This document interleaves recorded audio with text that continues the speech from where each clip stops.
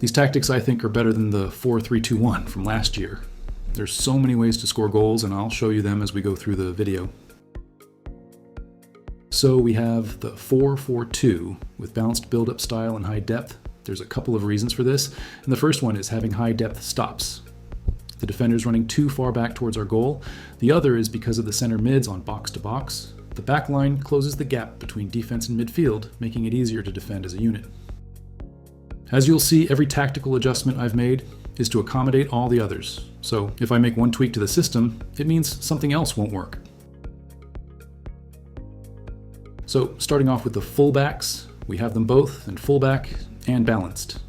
This is why I think it's better than the 4-3-2-1 from last year, because if you lose the ball high up the pitch, the left back is not out of position. You're going to see how important each player is in the system.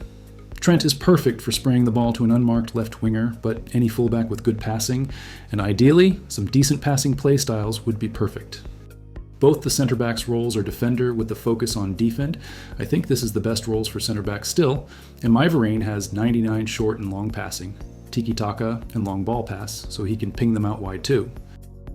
Now the center mids, both on box to box, but I have Lothar Matthäus on the right because he has power shot plus.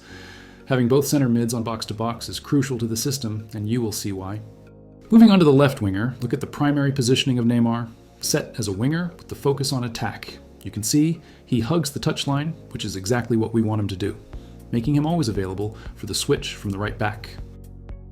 If we had the left winger on inside forward, he would occupy the same space as Zidane, meaning they would shift into unwanted positions to avoid being too close to each other. The right-sided striker is set to advanced forward, so he will occupy the defenders and stay on the shoulder ready for any through balls, and that's another way to score goals using these tactics. With the right midfielder set as inside forward, he will be perfectly placed for those finesse shots on the edge of the box. Because the striker is set to advanced forward, these two don't occupy the same space on the pitch. Moving on to the left striker, I have Jota set as false 9 for two reasons.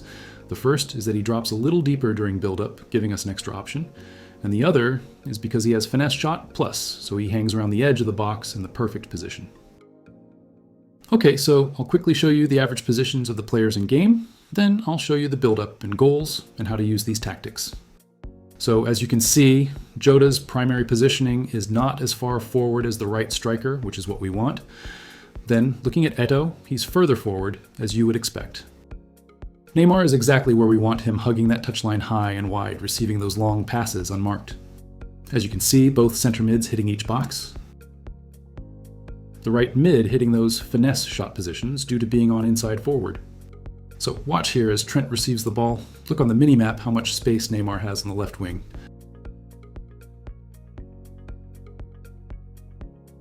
As you might have seen from a previous video, we run down the wing with Neymar and wait for our team to move up the pitch.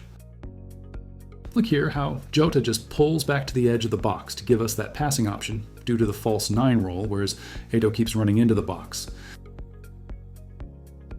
Now, this is where the center mids come into play with the box-to-box roles, giving us more options in and around the box, creating an overload, and we score a power shot with Matthäus. Again, this is another clip of the long pass, and look how much space Neymar has. Once again, now this pass will be on all the time because most people are using the fullback roles, meaning they pull in tight. So when the ball is on one side, there will be tons of space the other side. Once again, look at the overload in the box, and the right midfielder who's on inside forward is there to finish it off. If the opponent starts to expect the switch of play, we just go down the other side and do the same thing, giving us another easy goal.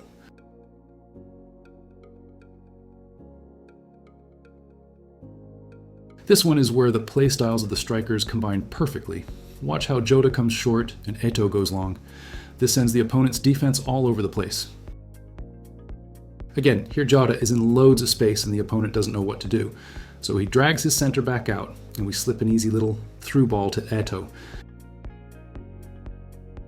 By the way, if you'd like any coaching, whether that's gameplay, the market and trading, or help with squad building or whatever, the contact details are in the description. Here's a couple more goals to show you how to play with these tactics, and that's all for this one. Hope you enjoy and let me know in the comments how you get on or if you've got any suggestions or whatever. Thanks for watching, and I'll see you in the next one.